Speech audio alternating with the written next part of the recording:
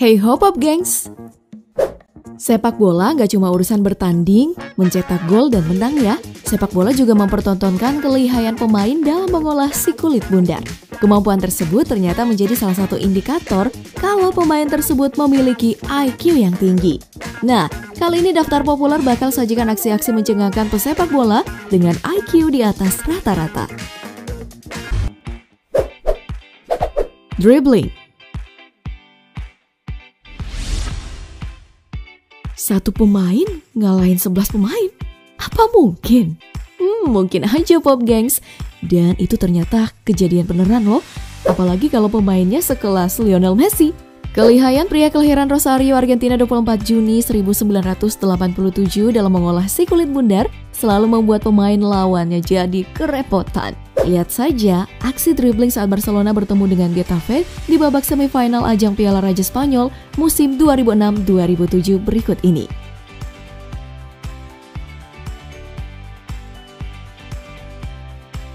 Gak cuma Messi, penyerang andalan Chelsea FC Eden Hazard juga punya skill dribble yang mumpuni loh.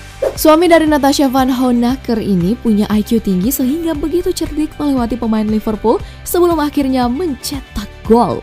Lalu ada Arjen Robben yang dijuluki Master of Dribble. Pemain Bayern Munchen ini sangat pandai menggiring bola, meliuk-liuk melewati pemain lawan. Wah, betul-betul bikin pemain lawan pusing 7 keliling tuh.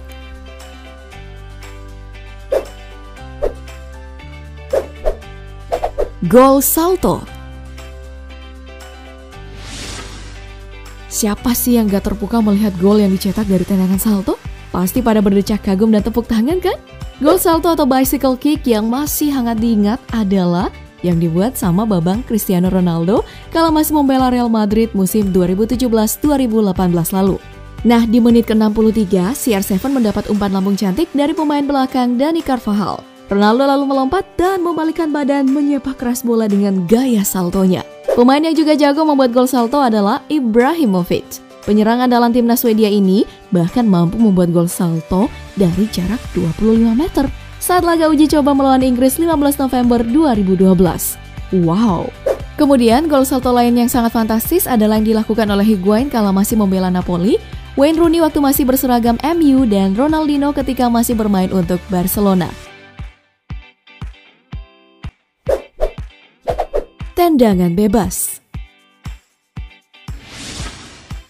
Cetak gol dari tendangan bebas gak gampang loh. Selain harus memiliki akurasi tendangan yang bagus, tentu aja harus punya IQ yang tinggi biar bisa menentukan arah bola yang pas buat jadi gol. Seperti yang dilakukan oleh Roberto Carlos kala membela Brasil di laga persahabatan melawan Prancis tahun 1997 silam, di mana ia melakukan tendangan bebas dari jarak cukup jauh namun mampu menjadi gol yang spektakuler.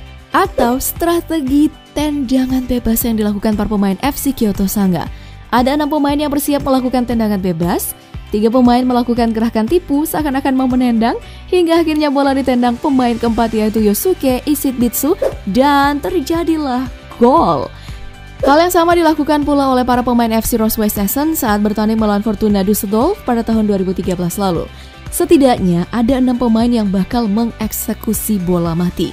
Mereka pun bergerak bergantian hingga akhirnya pemain bernomor punggung 13 yang betul-betul menendang bola hingga berbuah gol.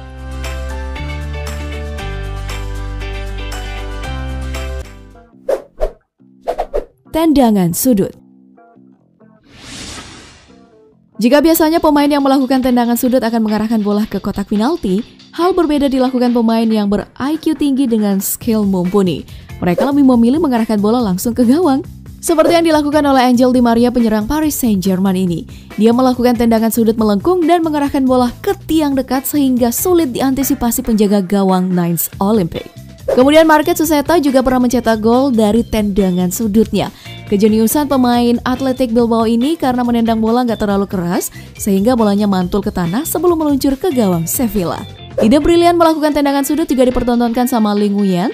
Pemain New England Revolution itu memilih memberi umpan ke pemain di sampingnya, lalu pemain tersebut mengumpan ke pemain lain yang berada di sayap kiri. Nguyen pun kemudian berlari ke dalam kotak penalti dan dengan sekali sepakan mengarahkan bola ke sudut atas gawang dan gol!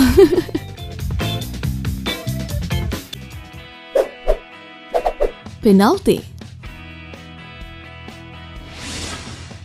Udah sering lihat pemain nyetak gol dari titik penalti? Tapi coba deh kamu simak gol tendangan penalti dari Teap Awana ini. Bukannya menggunakan kaki depannya, pemain Uni Emirat Arab tersebut malah mengeksekusi penalti dengan tumitnya. Gol penalti yang cukup mencengangkan lainnya dilakukan oleh Norik Afdalian dari klub FC Rubin Kazan. Pemain bernomor punggung 7 tersebut mengeksekusi penalti sambil salto. Lalu ada juga gol penalti yang sangat cerdik dilakukan oleh Leo Tapia yang memutar badannya 360 derajat sebelum menendang bola. Alhasil tarian baletnya itu cukup menipu penjaga gawang.